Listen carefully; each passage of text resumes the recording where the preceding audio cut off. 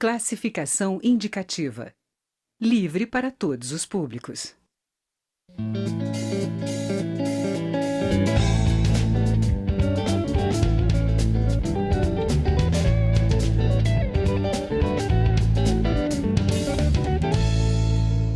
Olá. Falta de recursos, irregularidades, dificuldades contratuais. Diferentes razões levam à paralisação de obras públicas. O Tribunal de Contas da União apurou em auditoria que mesmo obras de áreas vitais como saneamento, saúde e educação estão paradas atualmente. O deputado José Silva, do Solidariedade de Minas Gerais, apresenta aqui no Palavra Aberta alternativas para aprimorar o controle e retomar obras paradas. Eu sou Daniela André e este é um programa da Rádio e da TV Câmara. Deputado, bem-vindo à Palavra Aberta. Muito obrigado. Falar de um tema muito importante para o Brasil. Há aproximadamente 2 anos, eu que sou engenheiro, só que sou engenheiro agrônomo, cheguei no parlamento e comecei a andar por Minas Gerais e também pelo Brasil e ver que uma praga da lavoura brasileira ela também se estende à parte de infraestrutura. Qual que é essa praga? A falta de planejamento, a falta de utilização de ferramentas modernas de gestão, de monitoramento, e com isso a população brasileira chega a morrer, porque grande parte dessas obras são de saneamento, de creches e unidades de saúde. Instalamos uma comissão para estudar a situação das obras no Brasil, onde tem o relator deputado Evair de Mello do Espírito Santo e deputados de todas as regiões do Brasil. E o que nos assustou inicialmente foi que, ao acessar os acórdãos do Tribunal de Contas da União, do Ministério do Planejamento, nós vimos que o governo não tem nenhuma ferramenta na era da tecnologia da informação, da modernidade, como a gente fala lá na roça. O governo federal não tem um local centralizado para saber quantas obras estão em execução e a situação dessas obras. O que acontece, deputado? É pela descentralização? Fica parte da responsabilidade com estados e municípios e a União perde esse controle geral? Hoje eu tenho o domínio dessa situação. Inclusive, em fevereiro, depois de tomar posse novamente, nós vamos publicar essa obra que chama Obras Paradas, Entrave para o Desenvolvimento do Brasil. Nós fizemos, para te responder, nós fizemos 6 blocos de audiências públicas, visitamos vários estados do Brasil e chegamos à conclusão, a partir de estudo TCU, da CGU, dos ministérios, da Caixa Econômica Federal, de que, por exemplo, nas obras rodoviárias, 56% das obras que estão paradas não é nem porque o Brasil vive hoje da corrupção, são por falhas nos projetos de engenharia. As obras, por exemplo, de saneamento, também 56% falhas nos projetos. Então, há uma responsabilidade das universidades quando formam os engenheiros, há uma responsabilidade dos conselhos regionais de engenharia, arquitetura e agronomia. Uma outra causa muito importante é sobre o licenciamento ambiental. Então, há um projeto de lei que é o Marco Regulatório do Licenciamento Ambiental. Então, 10%, 9,8% das obras paradas é por licenciamento ambiental. Então, se eu pegar falha de engenharia mais licenciamento ambiental, eu já resolveria, aí aproximadamente, se eu pegar saneamento, pegar obras rodoviárias e pegar obras, por exemplo, do FNDE, eu já resolveria com tranquilidade 60% das obras paradas do Brasil. Mas existem também outras causas, por exemplo, o descasamento entre o planejamento e o orçamento. Aí está saindo um presidente da República e vai assumir outro agora, 1º de janeiro. Esse atual presidente anuncia uma obra de 100 milhões. Libera 2 milhões, fica faltando 98 milhões. O próximo presidente que entra, ele não tem obrigação, tem um pequeno dispositivo na lei de responsabilidade fiscal, ele não tem obrigação de continuar essa obra. Podem mudar as prioridades e as obras acabam ficando inacabadas. Aí, em vez de fazerem obras de Estado, fazem obras de governo, para você ter uma ideia. Então, a partir desses 6 blocos de discussão com o mercado, com a sociedade civil, com todos os ministérios, nós já tomamos algumas medidas.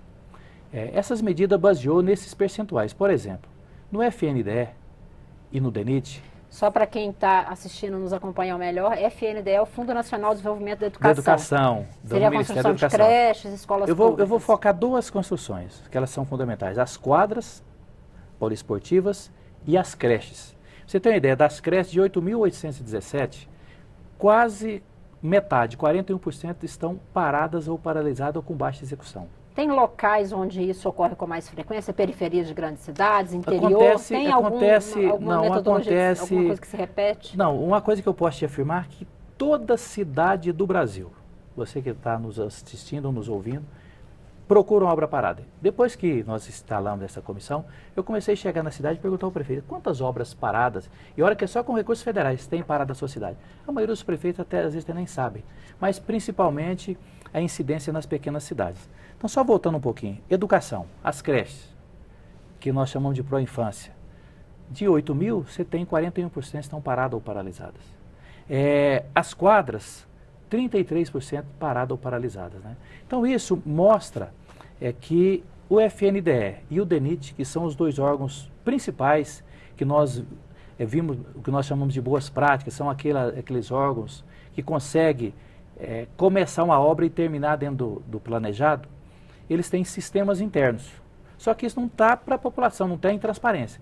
Então, o primeiro projeto de lei que nós apresentamos é para ter um sistema informatizado de obras públicas com recursos federais. É um projeto que está tramitando, vai para o Senado, onde o dia que o prefeito ou o governador assinar com qualquer órgão federal um recurso que será repassado, já tem que publicar na internet e aí o cidadão vai poder, através do seu smartphone, do seu computador, poder acessar.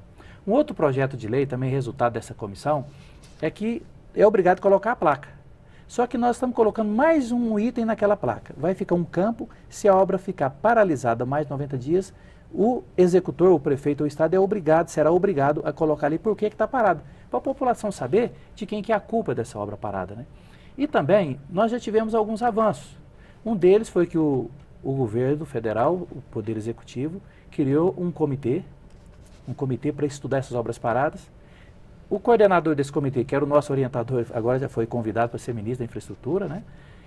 O Tarcísio, ele era o que nos ajudou a instalar essa comissão, nos orientar aqui na Câmara. Ele já vai chegar no Ministério vai estar sabendo. Ciente de um grande problema. Esse comitê, que a comissão nós temos assento, interministerial, com o Ministério Público, Supremo Tribunal Federal, o TCU, eles tinham feito uma proposta baseada numa comissão no Senado, que não sei nem se ela encerrou bem, como que foi. Eles propuseram retomar as 20 maiores obras do Brasil. E a nossa comissão, nós compramos uma briga. Nós propusemos, em vez de retomar 20% das menores. E tivemos uma grande vitória. Eu fiquei muito feliz. Isso foi no final de 2016. 2017, o presidente da República, o ministro do Planejamento, nos respondeu. Com isso foram retomadas 1.620 obras de creches e também unidades de saúde. Por que essas 20 menores? Porque elas são, como você me fez a pergunta, nas pequenas cidades, nos bairros de periferia, que às vezes pode não dar um impacto de visual ou de notícia para o país, de uma ferrovia ou do secular transposição do São Francisco, mas ela é que muda a vida daqueles que mais precisam. Então foi uma conquista também, resultado dessa nossa comissão. Acaba onde é o primeiro lugar a parar quando falta recurso por causa dessa falta de visibilidade, né, deputado? Além da falta de visibilidade, e aqui me permitam uma tese, não é nem opinião, mas uma tese, quanto menor a cidade, mais dificuldade de acesso à informação, à transparência, porque geralmente eu vim de uma vila muito pequenininha lá, a gente sai cedo, vai para a roça, quando volta à noite, o cara quer dormir, está muito cansado, às vezes não tem acesso à internet, às vezes o noticiário é só da televisão que fala só o que eles querem, não fala o que a gente precisa, né? Às vezes as grandes redes de televisões dão só as notícias, as grandes manchetes. Então é aquele local que a população talvez não tenha o conhecimento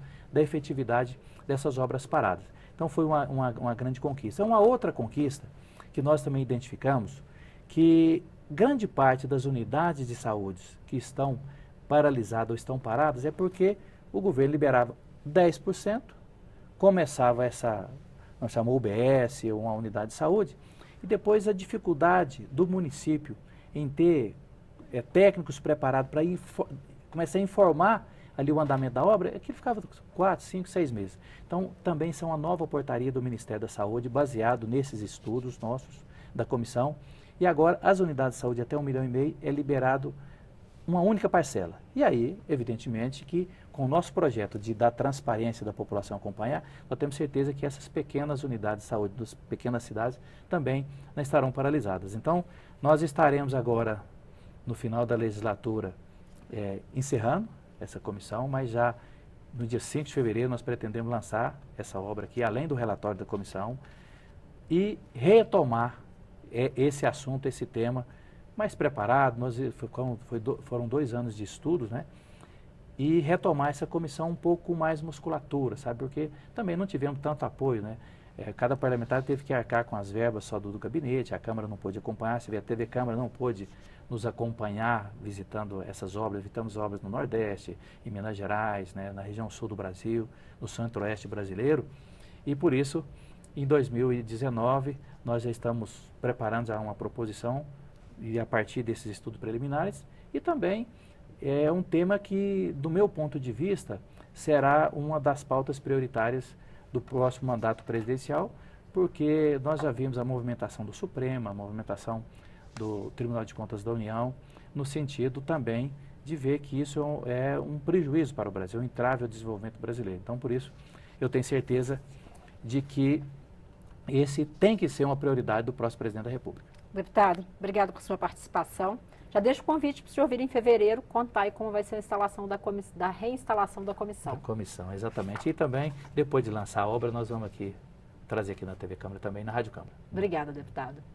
O deputado José Solidariedade de Minas Gerais falou sobre obras paradas. Eu sou Daniela André e este é o Palavra Aberta, uma produção conjunta da Rádio e da TV Câmara.